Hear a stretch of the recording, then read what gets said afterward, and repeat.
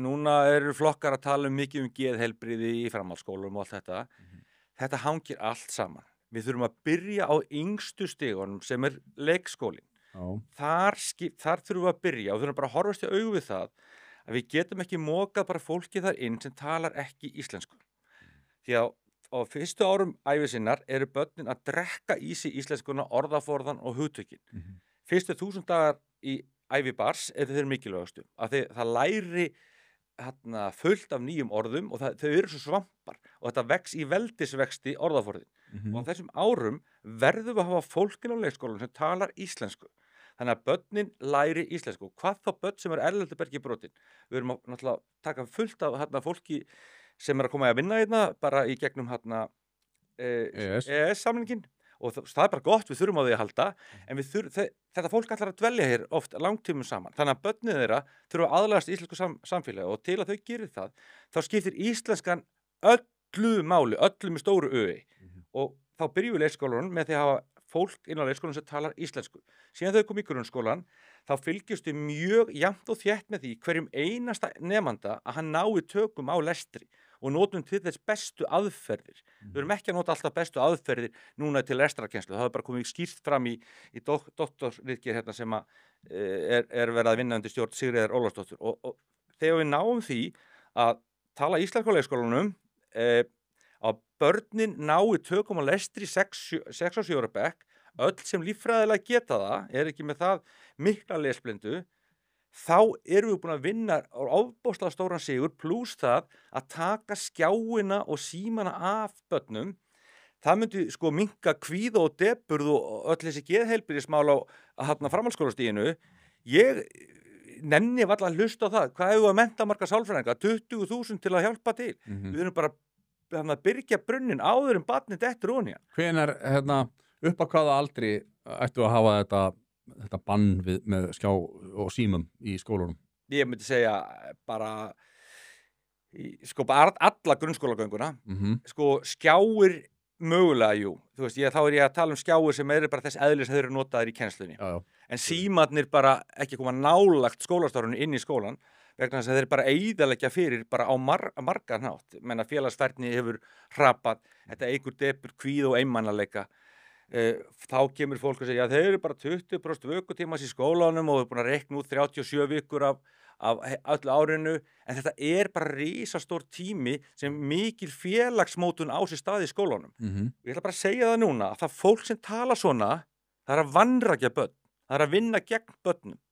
Ef þau hættir ekki að tala svona, þá verður það bara útrópa fyrir það að vilja börnum ekki vel. Fólk sem tala með þeim hætti að það sé allt í lagi að vera með símana í skólanum. Já. Það er bara þannig, þetta er bara hrein vanræksla og við munum komast að því eftir einhvern árafjölda, ekki mörg ár, að hafa hleypt börnum inn í samfélagsmiðlunum og símana, bara hvað vorum við að hugsa? Ástralir eru núna að vilja banna samfélagsmiðla fyrir börn held ég yngri 16 ára, það er komin lög sem þeir vilja samþykja þar og hverjir eru á móti því? Jú, það er ákveðin einstaklingar í Íslandi og tæknirisarnir sem eru ríkustu félög í heimi. Þau vilja ánýta börnin sem allra fyrst áður þau hafa þroskaðan framheila til að geta greint rétt frá röngu almennilega og geta greint kjarna frá hisminu. Og þetta er mér mikið hjartans mál vegna þess að ég hef hort upp á þetta hvernig félagsfærni nemenda minnkar að því skjárinn er hannaður. Þetta er bara, ég lýsi stundu þannig að þeir sem á að sé Harry Potter myndirnar og vitsögurnar, hvernig þeir fara í andlit að fólki og sjúga úr því lífskraftin. Það er verið að sjúga úr þér félagsfærnina og dæla inn í staðin fyrir einmanleika depurð og kvíða. En þeir eru til, er það ekki, einstaklingar í íslensku menntakjöri sem eru þeirra skoðunar að þau þurfu ekki að taka símana af börnum? Jú, og þá, þeir eru reyndar farnir að tala um það núna, þetta er smátt og smátt finnaði hvað þeir engi staðið að út okkur að halda fóreldrarnir bara ekki símanum heima. Út okkur, og kasta sig voru fóreldrar sem er svona algeng viðbrögð og þá segi ég skólinu í öfnunartæki. Fóreldrar eru alls konar, en við sem fagmenn í skólanum, við eigum bara eins og læknar og hjúkrunarfræðingar á spítölum. Við eigum að stjórna ferðinni og við eigum að segja hvað er best og hvernig það á að vera. Já, ef við höfum bara láta fóreldrarna stjórna hvernig aðgerðir á að gera á fólki eða aðstandur, ég tek það ekki í mál. Þetta algjörlega augljóst að þetta eru bara mannskemmandi tæki að mörgu leyti eða þarna öppin í símanum. Auðvitað eru símandi góðir að mörgu leyti, en þú þarft að kunna nota það. Þú þarft að kunna nota það og þeir eiga ekkert erindi inn í grunnskóla. Ég hef oft spurt krakka sem að, nei, við viljum hafa síman. Já, út af hverju þarftu síman? Og það mjög fátt svör og þau eru að fá þetta 20 til 60 tilkynningar í hverju einustu kennslustund. Það sem hefur verið að víbra síminn kannski, kannski hálfra mínútu fresti. Þannig að atviklinn bara flogin út. Löngu flogin. Þetta partur af því að þeim líður ekki vel og þetta partur af því að þeir ná ekki tökum á lestri. Þetta partur af því að þegar þau útskrifast úr eða þegar síminn hringir heim með þá þurfa það ekki að svara í síman. Þau eru svo óþjálfuð að svara í síma. Þeir senda allt í einhvern skilabóðum eða voice message. Þetta reyndar alveg upp í 20 ára aldur í dag. Sko, já, upp í 30. Já, upp í 30. Við erum að hringja út, ég búin að hringja út núna, gerði tilraun á þessu, við erum að hringja út líklega 1300 símtölu núna í kosningabartunni og þegar maður hringir í fólk sem 70, það svarar alltaf og svo bara svarar og svo þegar þetta fer að nálgast 30-aldurinn, þá fer svörurunum að fækka og svo eftir 30-aldurinn yngra, þá eru svona færri svör sko. En auðvitað einhverju sem svara, það alveg þannig, en þessi fækkar og fækkar.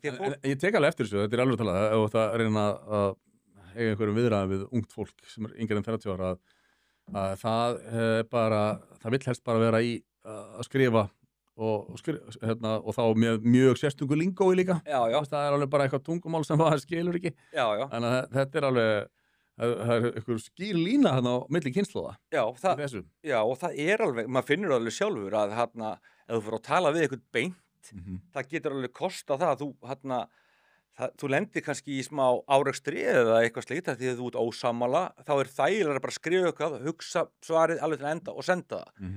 Þannig virkar lífið ekki í svona, þegar þú ert að hittir fólk hingað að þanga. Þú hefur ekki þann tíma að hugsa alltaf alla hluti til enda og senda það síðan með einhverjum hætti, sem líka síðan dæmt til að misskiljast. Þegar þú skrifar oft hvassar eitthvað, heldur að þú myndir segja það. Og þá skapar það oft miklu meiri skautun, sem svona bara leiðin til þetta helvítis nánast, því að skautun ekki góð fyrir neina umræðu.